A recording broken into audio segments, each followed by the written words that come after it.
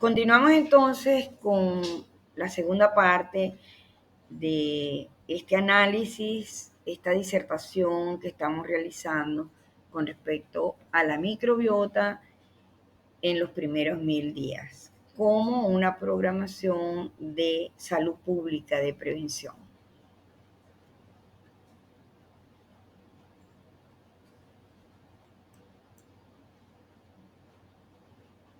Este es un pensamiento hipocrático.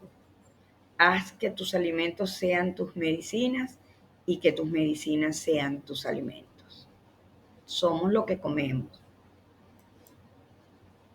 Comenzaremos hablando acerca de la microbiota de la placenta. Realmente siempre se pensó que la placenta era una estructura estéril, pero el estudio del microbioma humano, el estudio genómico de esa población microbiana que tenemos como inquilinos en el cuerpo, ha determinado que es muy importante porque nos va a comprobar, nos va a demostrar que los cambios en el microbioma están asociados con la salud o con la enfermedad.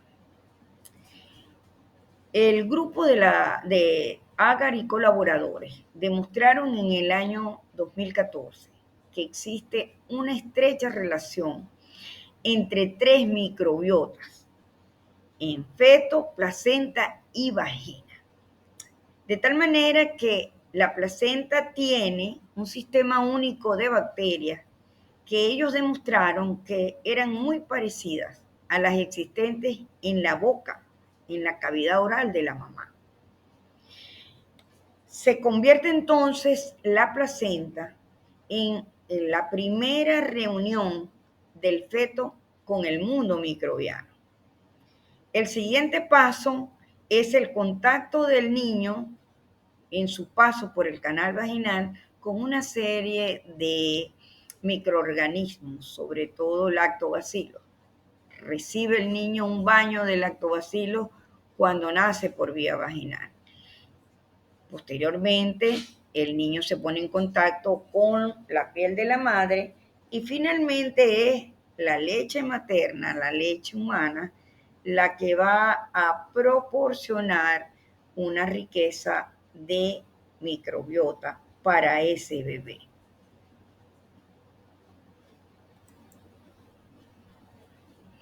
En esta imagen, en forma de fluorescencia, nosotros podemos determinar, podemos ver cómo la parte fetal de la placenta y la placa basal de la placenta se encuentra,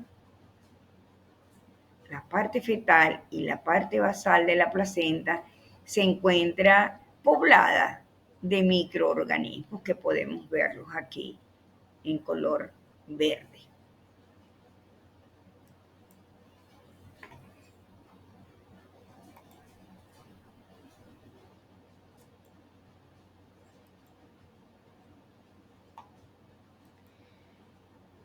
Podemos decir que el feto, a través de la placenta, tiene el primer contacto con microorganismos que se ha demostrado que son distintos a los encontrados en la vagina. Sin embargo, Pamela y colaboradores señalaron, lo que yo les decía anteriormente, que en la placa basal de la placenta podíamos encontrar un predominio de proteobacterias y en la parte de las membranas fetales íbamos a conseguir los firmicutes. En esta imagen podemos ver cómo hay de diferentes orígenes, hay una transferencia de material bacteriano antes del nacimiento.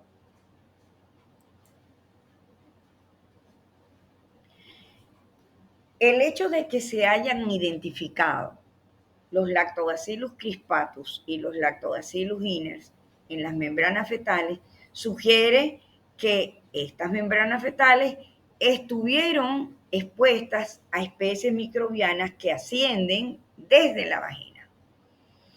Entonces, al demostrarse similitudes de especies bacterianas en la placenta, líquido amniótico y meconio, podemos confirmar que el niño adquiere parte de su microbiota del útero materno. Sin embargo, esta situación ha sido cuestionada por algunos trabajos porque consideran que hay una situación de contaminación de las pruebas que se han hecho.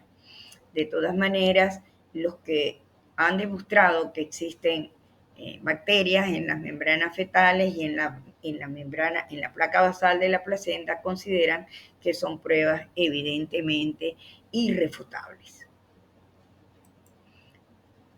¿Desde dónde van estos microorganismos para colonizar la placenta? Pueden ser por vía vertical desde la vagina de la mujer, puede ser por vía sanguínea desde el intestino o puede ser por vía sanguínea desde la boca, desde la cavidad oral de la madre, como lo demuestran los trabajos del grupo de Agar.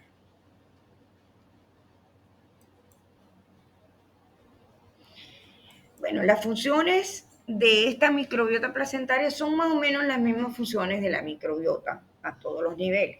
En este caso quizás pudiéramos hablar de producción de hormonas en el caso de la placenta, pero son más o menos las mismas funciones. Cuando hablamos de vía de nacimiento como factor perinatal que influye en la composición de la microbiota del niño, nosotros tenemos que hablar de la vía de nacimiento. Y este es un elemento muy importante. ¿Por qué? Porque el niño que nace por vía vaginal de una vez recibe un baño de lactobacilo. Mientras que el niño que nace, que es extraído por cesárea, toma los microorganismos del ambiente de pabellón y de la piel de otras personas. Bueno, cuando ya se acerca el momento del parto, una vagina saludable empieza a incrementar su población de lactobacilos y disminuyen las bacterias firmicutes y actinobacterias. Cuando el parto es vaginal, hay predominio de bifidobacterias, lactobacilos, bacteroides y prevotella. Cuando el nacimiento es por cesárea, predominan gérmenes o microorganismos que son potencialmente patógenos, como es el estafilococo, el enterococo y el clostridio. De tal manera que nosotros seguimos insistiendo en esto.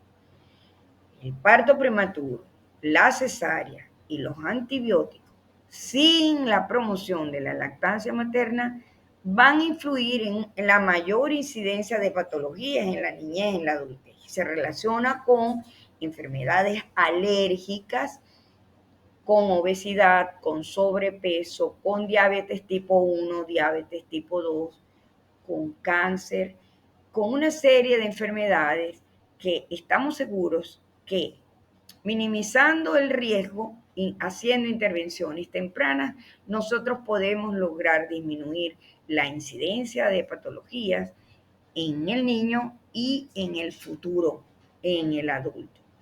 Y eso lo demuestran claramente los trabajos de la doctora Tamborini, que los vamos a ver posteriormente.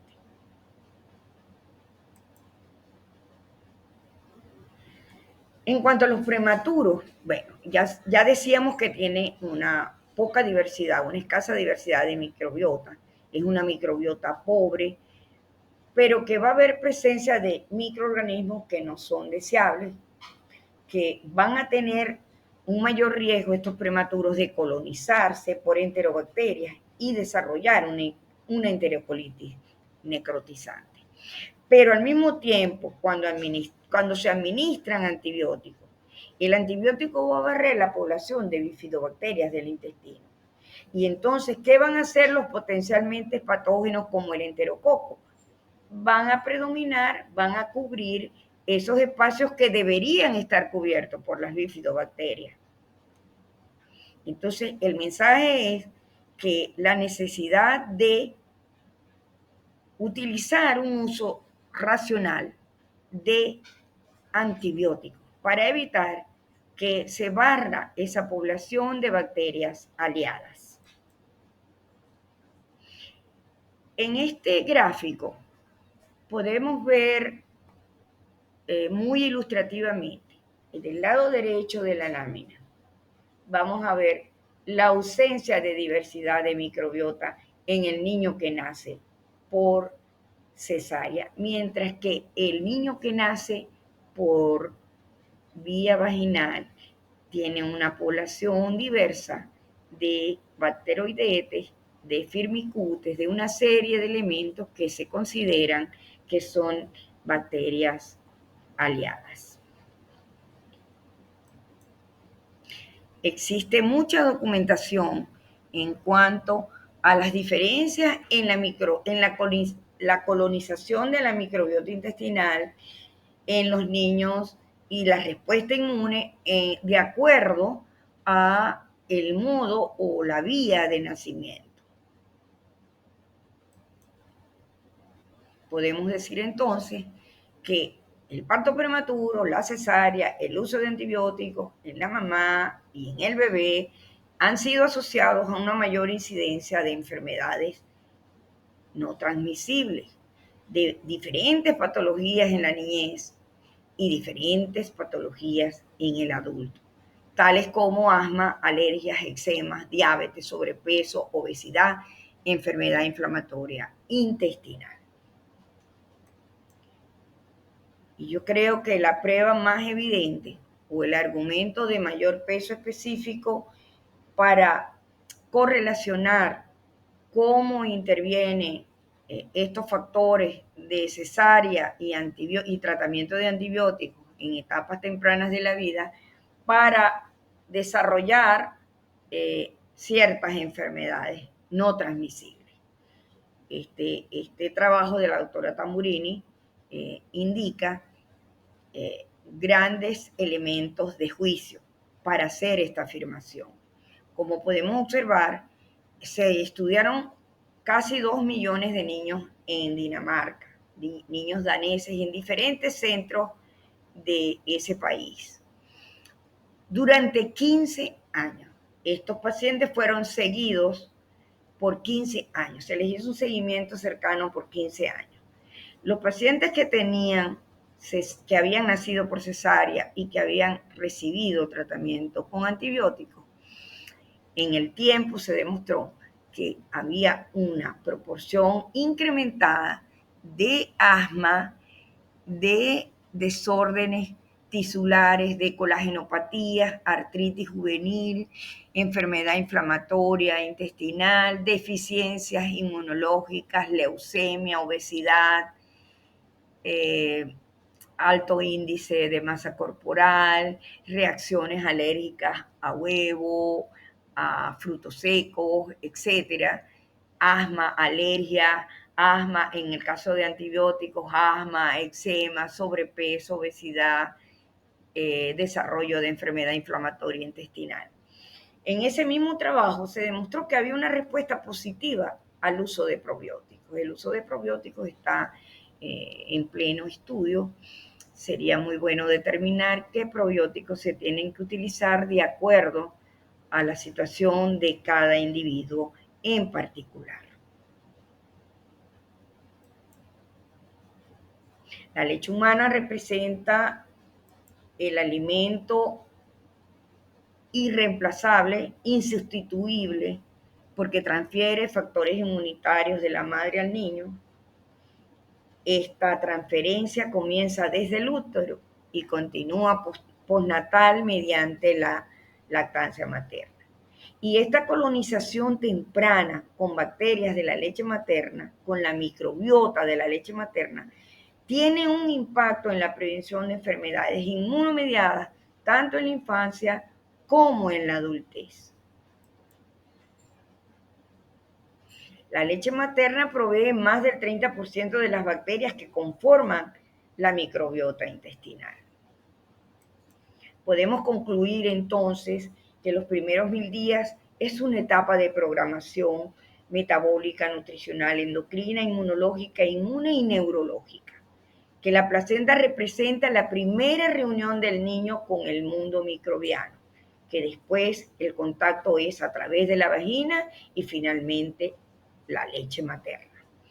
Que el embarazo término, que el parto vaginal y la lactancia son una tríada que promueve salud en el bebé y que la evidencia científica acumulada revela que los primeros 1000 días son cruciales para alcanzar el mejor desarrollo del niño y su salud a largo plazo.